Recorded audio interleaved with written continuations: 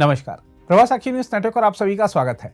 उत्तर प्रदेश विधानमंडल के बजट सत्र की आज हंगामेदार शुरुआत हुई। उत्तर प्रदेश की राज्यपाल आनंदीबेन पटेल के विधानसभा में अभिभाषण के दौरान समाजवादी पार्टी और कांग्रेस विधायकों ने राज्यपाल वापस जाओ के नारे लगाए।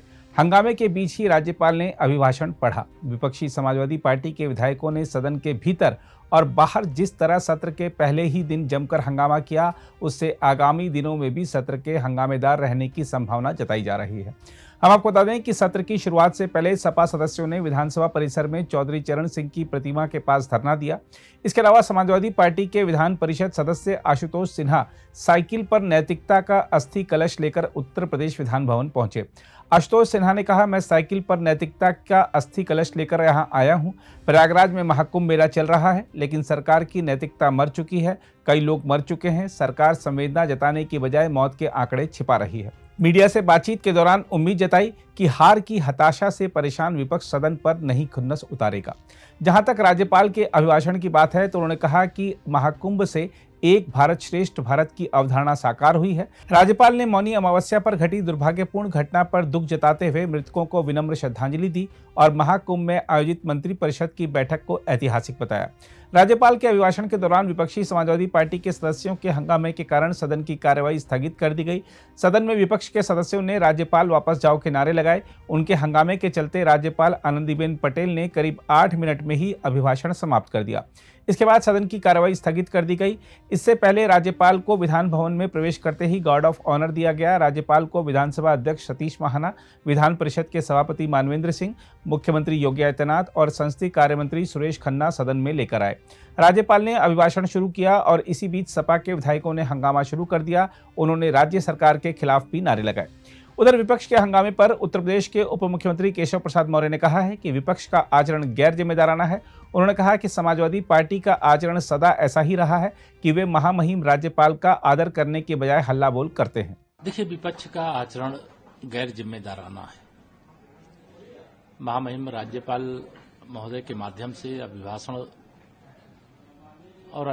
से प्रदेश के अंदर जो सरकार काम कर रही है उसकी जानकारी दी जाती है और समाजवादी पार्टी का आचरण सदा ऐसा ही रहा है कि वो महामहिम राज्यपाल जी का आदर करने की जगह, स्वागत करने की जगह, सम्मान करने की जगह हल्ला बोलने की उनकी आदत है।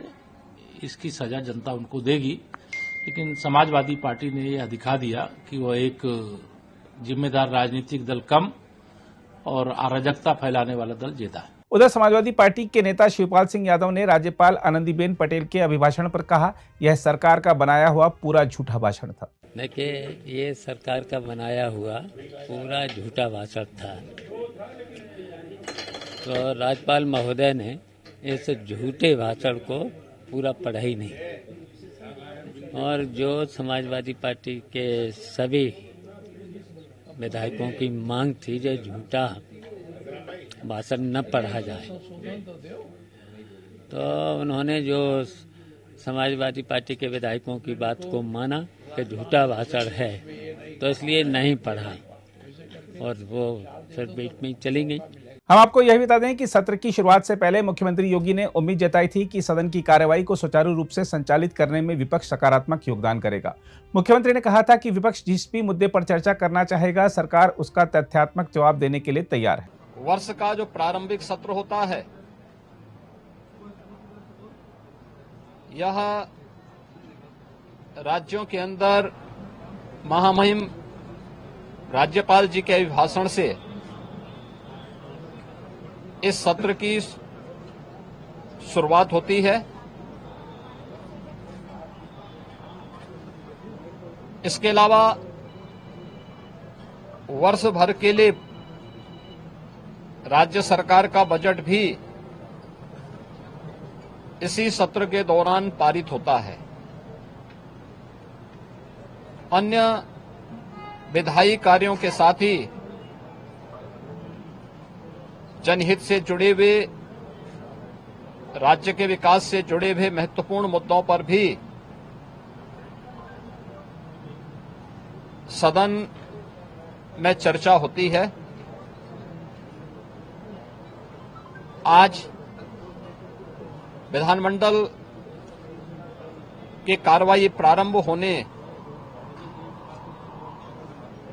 के साथ ही महामहिम राज्यपाल जी का महत्वपूर्ण अभिभाषण संवेद सदन को महामहिम राज्यपाल जी के द्वारा अपने अभिभाषण के माध्यम से संबोधन होगा। इसके उपरांत कल से महामहिम राज्यपाल के भाषण पर सदन में चर्चा भी होगी। 20 फरवरी को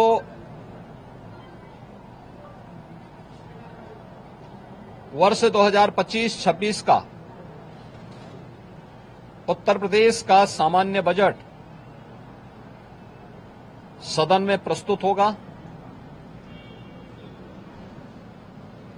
सदन 18 फरवरी से लेकर 5 मार्च तक के लिए प्रस्तावित किया गया है।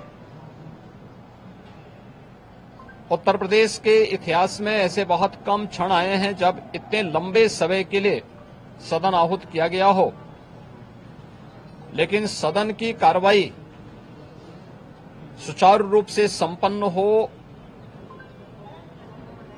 यह केवल सत्ता पक्ष का ही दायित्व नहीं होता है, बल्कि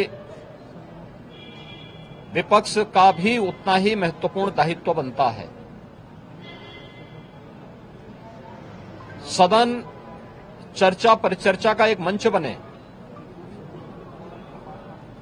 उत्तर प्रदेश के विकास को लेकर के डबल इंजन की भारतीय जनता पार्टी की सरकार ने पिछले लगभग 8 वर्ष के अंदर जो प्रतिमान स्थापित किए हैं वह अभूतपूर्व है। उसकी झलक अभिभाषण के माध्यम से भी और सदन के अंदर चर्चा परिचर्चा के माध्यम से भी देखने को मिलता है।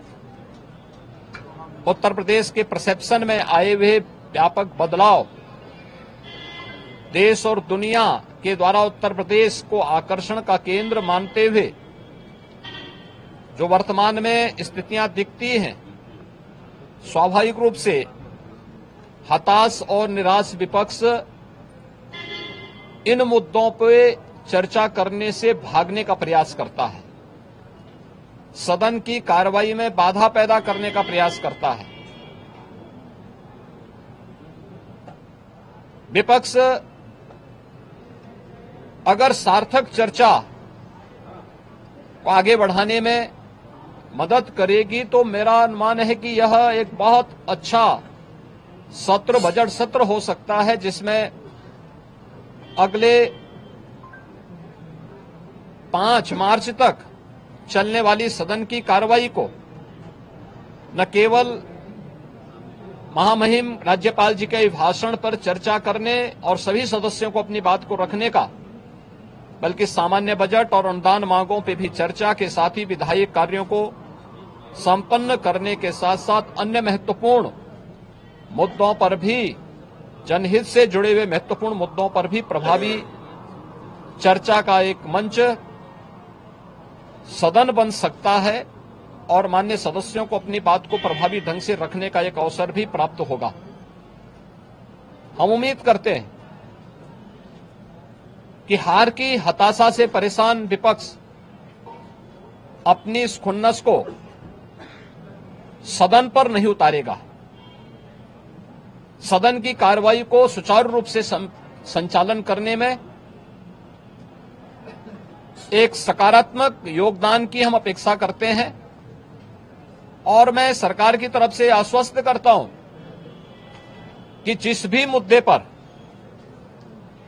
यद्यपि अभिभाषण और बजट अपने आप में समग्रता को लेकर के 2 महत्वपूर्ण मुद्दे होते हैं, जिनमें विपक्ष ही नहीं बल्कि सदन का हर सदस्य अपनी बात को प्रभावी ढंग से रख सकता है, लेकिन इसके इतर भी अगर किसी मुद्दे पर विपक्ष चर्चा करना चाहेगा, सरकार उसका तथ्यात्मक जवाब देने के लिए पूरी तौर पर तैयार है।